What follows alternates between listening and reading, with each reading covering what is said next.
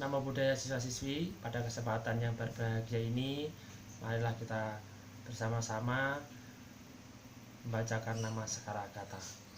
Arahang sama sang Buddha Bhagawa Buddhang Bhagawantang Abiwademi Swakato Bhagawata Dhammo Dhammang namasami Supatipanno Bhagavato Sawaka Sangho Sanghang namami. Sabe sata bawantu sukitata, semoga semua makhluk hidup berbahagia. Sadu, sadu, sadu. Namo Sang Hyang Adi Buddhaya, Namo Buddhaya. Pada kesempatan yang berbahagia ini kita sama-sama untuk kembali belajar pendidikan agama Buddha dan budi pekerti. Pada kesempatan yang kemarin kita bersama sudah membahas tentang sejarah penyiaran agama Buddha di Indonesia, yaitu mengenai sejarah Kerajaan Mataram kuno dan sejarah Kerajaan Sriwijaya, di mana dua kerajaan ini memiliki peran penting, memiliki peran yang sangat besar terhadap perkembangan agama Buddha pada masa itu. Pada kesempatan yang ini kita akan membahas tentang zaman penjajahan. Ada 3 yang kita akan membahasnya. Yang pertama yaitu masa gelap agama Buddha di Indonesia. Yang kedua masa kebangkitan agama Buddha di Indonesia. Dan tokoh kebangkitan agama Buddha di Indonesia. Kalian semuanya bisa membuka buku cetaknya atau buku cetak agama Buddha kelas 10, yaitu pada halaman 22. Dimana sudah membuka semuanya. Oke, kita akan memulai untuk pembahasan mengenai masa gelap agama Buddha di Indonesia. Disebut masa gelap di sini adalah dimana agama Buddha ini tidak dikenal lagi atau tidak dipeluk lagi oleh rakyat atau warga negara Indonesia, yaitu dimulai dari keruntuhan Kerajaan Majapahit ya. Ketika Kerajaan Majapahit ini runtuh, maka agama Buddha ini mulai ditinggalkan oleh bangsa Indonesia.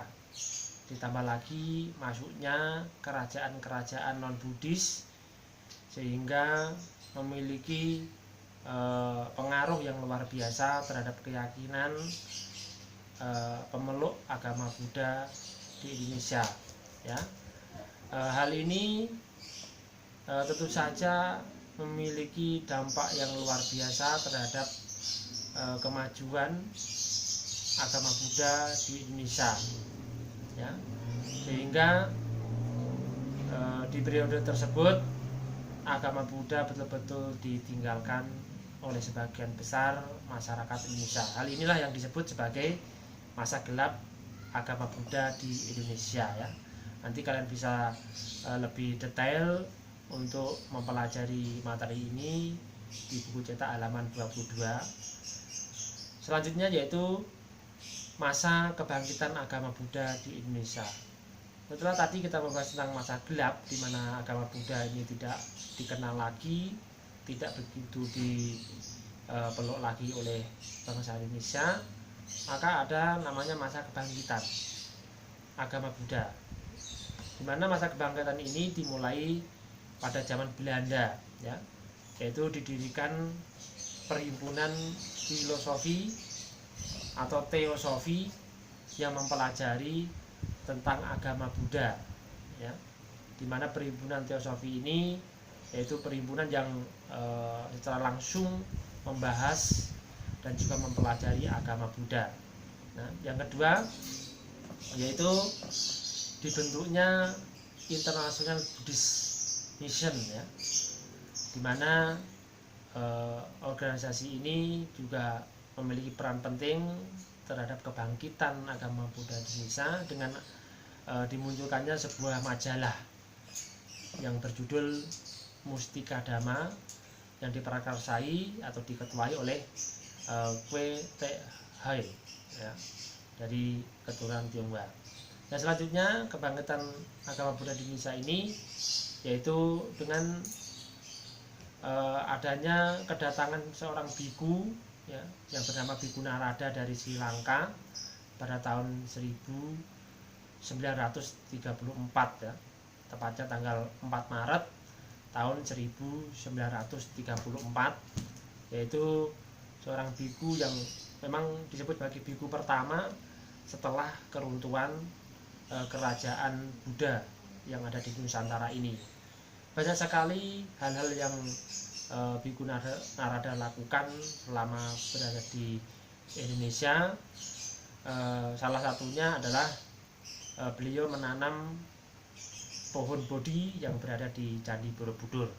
Selain itu, beliau juga mengunjungi tempat-tempat ibadah seperti kelenteng, seperti tempat ibadah agama Buddha yang lain, sehingga memberikan kontribusi terhadap kebangkitan kembali agama Buddha di Indonesia ya.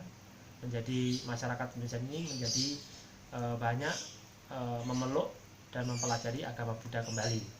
Nah, hal ini adalah sangat memiliki peran besar terhadap kebangkitan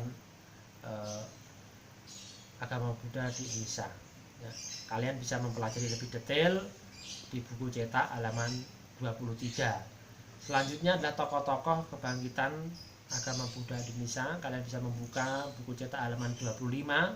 Yang pertama yaitu adalah Kwe Te Hai ya. Kwe Te Hai adalah salah satu tokoh agama Buddha dari keturunan Tionghoa yang memiliki pengaruh yang besar terhadap kebangkitan agama Buddha di Indonesia. Yang kedua juga Biku Narada, yaitu seorang biku dari Sri Lanka tadi, yang juga memiliki peran penting aktif terhadap perkembangan agama Buddha di Indonesia, terutama pada masa penjajahan. Nah, demikian yang Pak Guru sampaikan, yang Pak Guru terangkan pada pertemuan ini. Semoga kalian semuanya mengerti dan semakin yakin terhadap agama Buddha, khususnya terhadap sejarah penyebaran agama Buddha di Indonesia. Sekian, terima kasih atas perhatiannya. Namo Buddhaya.